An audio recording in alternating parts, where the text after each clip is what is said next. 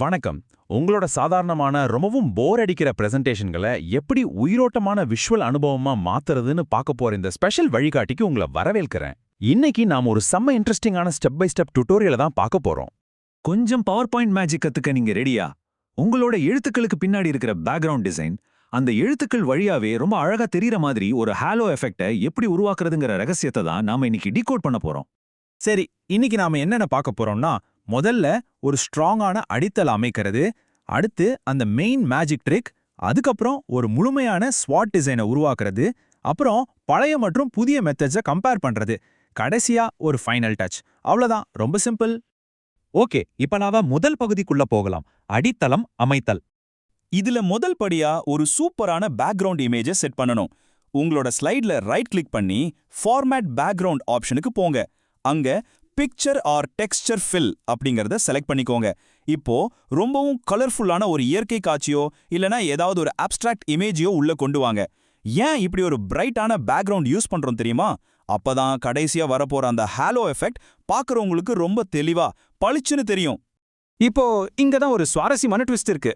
Insert மெனுவுக்கு போய் ஒரு rounded rectangle, அதாவது விளிம்புகள் வளைஞ்சிருக்கிற மாதிரி ஒரு செவ்வகத்தை எடுத்து ஸ்லைடு முழுசும் கவர் ஆகுற மாதிரி வரைஞ்சுக்கோங்க. அதுக்கு முழுசா வெள்ளை நிறம் கொடுத்துட்டு அதோட டிரான்ஸ்பரன்சியை கரெக்டா ஒரு 25ல இருந்து 30% வரைக்கும் குறைச்சு செட் பண்ணிடுங்க. இந்த டிரான்ஸ்பரண்டான பாக்ஸ் எதுக்குன்னா, உங்களோட பேக்ரவுண்ட் இமேஜ் ரொம்ப பிரகாசமா இருந்து நாம எழுத போற எழுத்துக்களை மறைச்சிடக்கூடாது, பாத்தீங்களா? அதுக்காகத்தான்.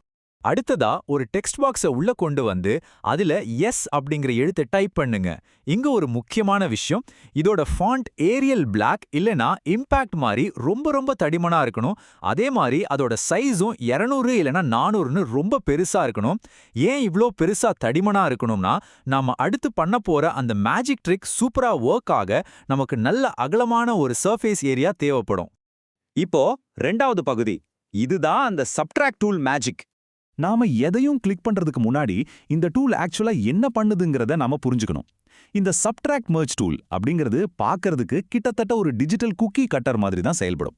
அதாவது நாம முதல்ல செலக்ட் பண்ண வடிவத்துல இருந்து ரெண்டாவதா செலக்ட் பண்ண வடிவம் எவ்வளவு இடத்தை அடைச்சிக்கிட்டு இருக்கோ அந்த பகுதியை மட்டும் அப்படியே வெட்டி எடுத்துடும். சிம்பிளா சொல்லணும்னா, நம்ம செவ்வக பெட்டியிலிருந்து அந்த எழுத்தோட வடிவத்தை அப்படியே இதை தொலைச்சி எடுக்க போகுது. சோ கவனமா கேட்டுக்கோங்க, இதுதான் முக்கியமான ஸ்டெப். முதல்ல அந்த வெள்ளை நிற செவ்வகத்தை கிளிக் பண்ணுங்க. அப்புறம் கீபோர்ட்ல கண்ட்ரோல் பட்டன் அழுத்திக்கிட்டே அந்த எஸ் அப்படிங்கிற எழுத்தையும் கிளிக் பண்ணுங்க. இப்போ நேரா மேல இருக்கிற ஷேப் ஃபார்மேட் மெனுவுக்கு போய் மர்ஜ் ஷேப்ஸை ஓபன் பண்ணி அதுல சப்ட்ராக்ட் அப்படிங்கிறத செலக்ட் பண்ணுங்க. அவ்வளவுதான், அந்த எழுத்து அப்படியே கட் ஆகி பின்னாடி இருக்கிற பேக்ரவுண்ட தெளிவா தெரிய ஆரம்பிக்கும். அந்த ஆஹா மொமெண்ட்டை இப்ப நீங்களே நேரடியா பார்க்கலாம். மூணாவது பகுதிக்கு வந்தாச்சு. ஒரு முழுமையான ஸ்வாட் டிசைனை எப்படி உருவாக்குறதுன்னு பார்க்கலாம்.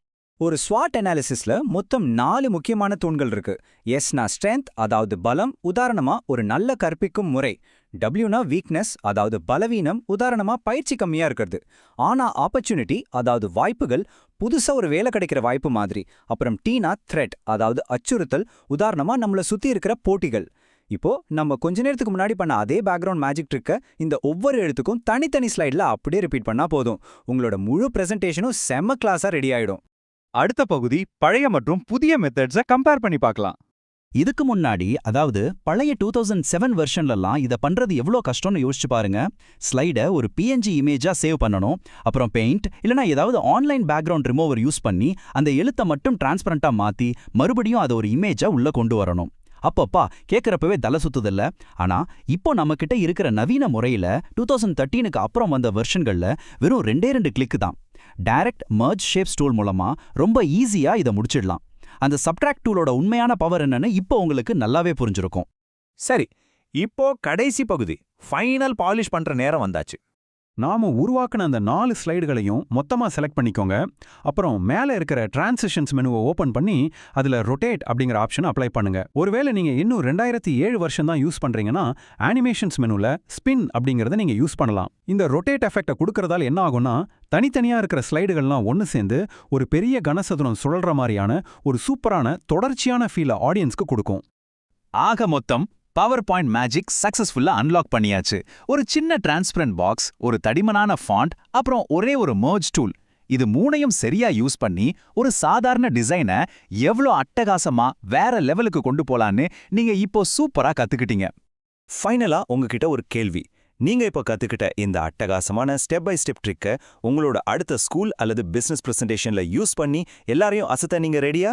கண்டிப்பா அதை ட்ரை பண்ணி பாருங்க. இந்த வழிகாட்டி உங்களுக்கு ரொம்பவே யூஸ்ஃபுல்லா இருந்திருக்கும்னு நம்புறேன். இதே மாதிரி இன்னொரு சுவாரஸ்யமான டாபிக்கோட உங்களை வந்து சந்திக்கிறேன்.